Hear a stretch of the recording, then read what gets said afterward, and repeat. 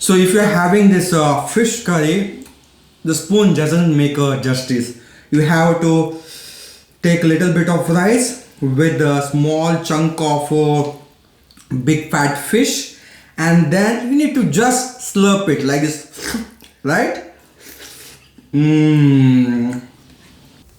Hey, hello friends, welcome back to Brintechno. Welcome to our new and fresh video, folks. Yes guys, your boy and your mama is back with another new and fresh recipe. So today we are going to show you how to prepare the Katla fish curry, or what we call in English as Bengal carp fish curry. Yes, so this fish is commonly found in river and as well as in freshwater lakes.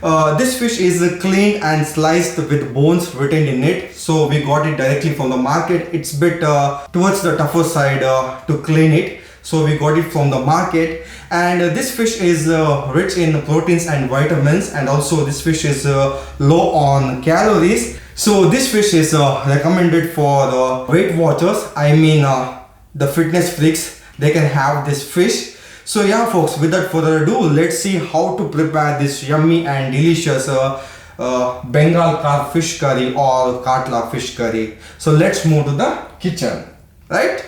Come on guys. As you can see over here, we have taken 1 kg of Katla fish, and this fish was given to us by my aunt.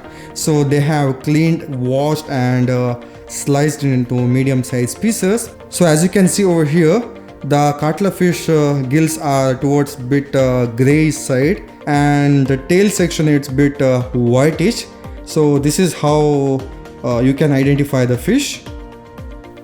To prepare the masala, we require 20 Kashmiri red chilies, 5 short red chilies, 2 teaspoons of coriander seeds, 1 teaspoon of jeera, half teaspoon of roasted methi seeds, 5 to 6 garlic flakes, 1 lemon sized tamarind, half teaspoon of turmeric powder, 8 to 10 black peppercorns, and half cup of freshly grated coconut.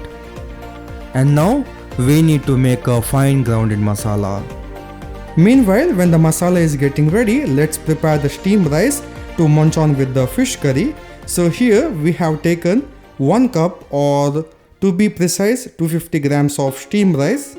Now let's clean the rice grains to remove any external impurities, and also to make sure it's free from starch before it goes into the cooking pot. And make sure here we are not soaking the rice, we are just cleaning it once or twice with the fresh clean water. So here for 1 cup of steamed rice, we are adding 2 cups of fresh water. So this is how you perfectly cook the steamed rice.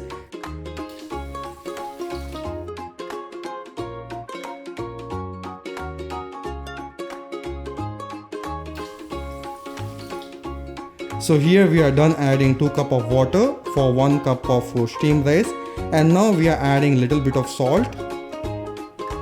And now on simmer, place the rice cooking pot on the stove and let it cook for 5 to 10 minutes till all the water evaporates from the rice. As you can see over here, there is a small trick involved in cooking this steamed rice perfectly. I am not sure whether you have noticed this thing or not. Here we have not completely closed the lid. This is just to make sure when the water starts bubbling up, it releases moisture within it, so that the water starts seeping out from the lid. In order to avoid the seepage of the moisture from the cooking pot, we are giving a small space for the moisture to go freely into the atmosphere. And this is how you cook the steamed rice perfectly without spilling any water. So folks, now it's been around 10 minutes, all the water is evaporated from the rice. And now let's check whether the water is evaporated or not. So let's insert a small spoon and we'll see. No, there is no moisture in the rice. So yeah, now let's switch off the flame. Your steamed rice is perfectly cooked.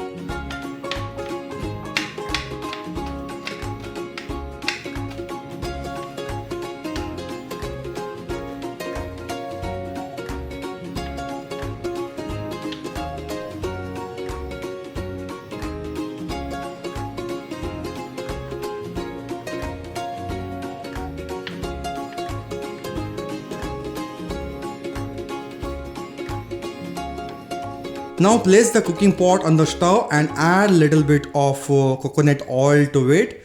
So here we are using coconut oil just because we want some authentic southern Indian flavor to the fish curry. So we are using coconut oil. If you want to oil, refined oil or any other oil, it's completely left up to you. But if you want to get that authentic taste, then you must try this coconut oil. This clay pot also gives the authentic South Indian style to the fish curry. So if you want to buy this earthen pot, you can find it in your local stores where they sell the clay items, or if you don't want to take that much of trouble, then you can find it in Amazon. In Amazon there are different varieties of clay pots, so I will leave the link in the description. You can just go and check those as well. Now the oil has started bubbling up. Let's add one finely sliced onion. Now once onion turns brown, add handful of curry leaves. Wow. And now give a quick shot of mix so that the curry leaves should properly blend with the onions.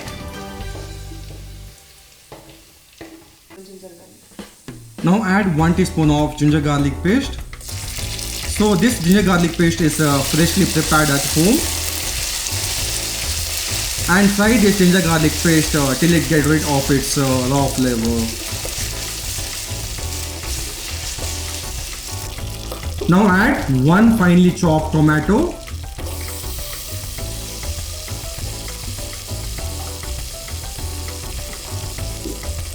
And now fry these tomatoes till it turns nice and soft.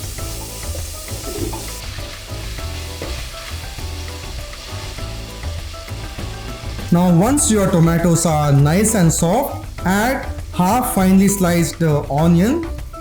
Here we are adding the onion just for the crunchy bite. We don't want the onions to be nice and brown. And now once the tempering is ready, let's add the fine grounded masala to the tempering.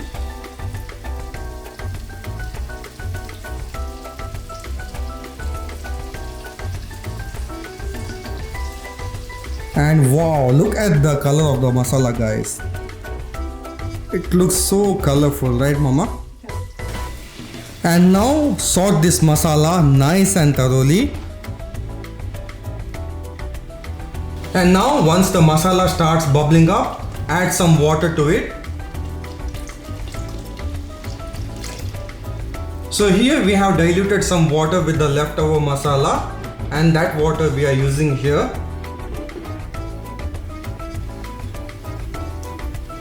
And now we need to bring this masala to boil, and then we are going to add the fish. As you can see over here folks, this fish curry is slightly different from the rest of the fish curries. In those fish curries, the consistency should be light and running, but over here the consistency should be a bit thicker than the other fish curry. So this should be the consistency of the fish curry. And now add some salt as per the requirement. And now give a quick shot of mix so that the salt should properly dissolve in the curry. And now put on the lid and on simmer, let it come to boil. So this process might take 5 to 10 minutes. And now when the masala starts bubbling up, let's open the lid and wow, look at this folks. It looks so yummy, right? And now let's give a quick stir and let's check the salt. How is the salt, mama? It's perfect? Perfect. Yeah, there is no need to add additional salt. And now goes how many teaspoons of vinegar, mama? 2 to 3. Yeah, now let's add 2 to 3 teaspoons of vinegar. Now goes the fish. Yes. Let's add the fish. So folks, just a quick note over here. While adding the fish into the fish curry, you need to be just careful. Don't overlap the fish, because later you might end up breaking the fish, right mama? Yeah. So you need to add it carefully one by one in a circular manner.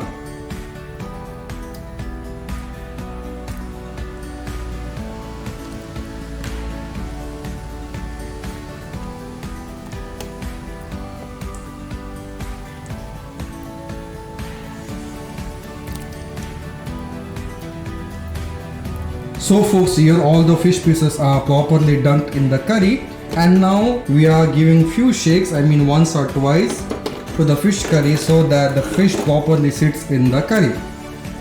And now let's add some salt, and this salt is not for the curry, this salt is for the fish. And now again give few shakes, I mean once or twice, and there you go folks. Put on the lid and let it come to boil on simmer. This process takes around 5 minutes. And now I guess the fish has come to boil, and yeah folks, look at this. The fat of the fish is floating on the top, which means the fish is properly cooked. And now it's time to start the batting, right? Yum yum yummy. And now before that, let's see the fish. Wow. So as I told you earlier, so if you use the spoon, then you might end up breaking the fish. So we gave a few shakes, I mean 2 or 3 shakes. So that's what made this fish to remain intact. And also the fish has become fluffy, right mama? Yeah. Yes. See the consistency, not it's not too thick, not too thin. It's moderate, right? So yeah folks, the fish curry is done. Now let's start the batting. Yeah. So yeah folks, we are done preparing the Katla fish curry, and also we taught you how to prepare the perfect steamed rice. Shall I open it mama? Open. Yeah. Cool jar, sim sim. See how it is perfect. Yeah. So yeah folks, we have perfectly taught you how to prepare the steamed rice. So the rice is non-sticky and it's fluffy. I mean the rice grains have swelled up. That is the perfect nature of cooking the rice. And here we are done preparing the yummy and delicious Mangalorean style Katla fish curry. And literally guys, even though I have not tasted it, I can literally say it's fish curry. You know why? The coconut oil added to it gives the aromatic smell to the fish curry. And also this masala is there, right? It's very common over here. This masala is too pungent, I mean it's too intense and hot. Literally anyone from Mangalore, if they smell this masala, they will say this is a fish curry, right mama? I'm literally drooling out over here. Why do wait? Let's open this fish curry, let's serve and let's eat guys. And also you are invited to have this fish curry along with this perfectly cooked steamed rice. So let's open. Ooh, it's better guys, sorry. Yeah, and look at this fish curry. The oil is floating on the top. It's not oil, I guess, it's the fat of the fish, which means the fish curry has come out really perfect. And the consistency is neither too thick nor thin. It's moderate as I told you earlier. And also the fish is intact. So we taught you not to use the spoon, just to shake it once or twice once you are done adding the fish. So yeah, join us guys, let's have some lunch together. It's already 4:15. The butterflies are flying in my stomach and I can't wait further. So yeah, let's start batting mama, come on. So let's take some rice, and as I told you earlier, the rice is non-sticky and fluffy.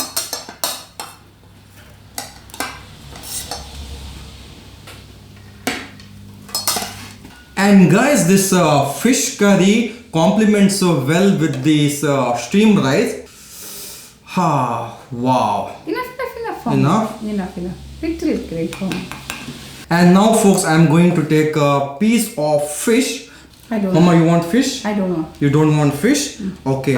So it's almost 4:15. I'm not hungry, but still butterflies are flying. And I have rice, as you can see here, a piece of fish with some fish curry on it. It smells yum. You want to see it again guys? Have a look at this. See the Wow. onion to crunchy. Yeah. And yeah, the first bite goes to mama. Mama, I'm going to feed you now. So tell me how this mini masala has come out, okay? Okay, so first bite goes to mama. Oh. How is it mama? That's come out super. So now the second bite goes to me. So nice. It's like a blast in my mouth. All those spices, the coconut oil added to it. Wow, it's really yum. And this fish has got a lot of meat in it. I'm going to take a chunk of meat from this piece and I'm going to indulge this with some rice and I'm going to have it now. Oh. It's too yummy. This, and guys, just be careful while having this fish. This fish is a bit bony, so you need to be bit careful while eating this fish. Here and there will be minor inconveniences while having this fish, but that's okay. If you want to really enjoy this fish, then you have to sacrifice a bit of inconveniences, right? So yeah. So if you're having this fish curry, the spoon doesn't make justice. You have to take a little bit of rice with a small chunk of big fat fish, and then you need to just slurp it like this, right? And also tell me one thing, Mama. So I don't want to have rice. What is the substitute for the rice? Parota, Parota is the substitute, then roti, roti, nirdosa, nirdosa, and guys, Chapati. you name it. You can have anything with this fish curry because this is a bit thick. It complements well with other rotis as well.